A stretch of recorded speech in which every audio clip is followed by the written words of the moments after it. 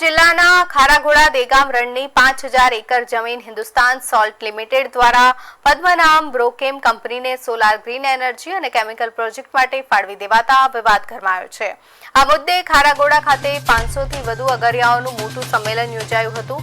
અગરિયાઓનો આક્ષેપ છે કે આ પ્રોજેક્ટ માટે ગેરકાયદે ઊંચા પાડા બાંધી દેવાતા 400 થી વધુ અગરિયાઓના પરંપરાગત રસ્તા અને કુદરતી પાણીનું વહેણ બંધ થઈ ગયું છે। તેમજ ગુડખર અભયારણ્યની જમીન પણ ભાડે આપી દેવાઈ છે। આ અન્યાય સામે અગરિયાઓએ આંદોલનનો હુંકાર કર્યો છે અને ભાડે આપેલી જમીન પરત લેવાની માંગ સાથે આગામી 23 તારીખે પાટડી પ્રાંત કચેરીનો ઘેરાવ કરવાની ચીમકી ઉચ્ચારી છે।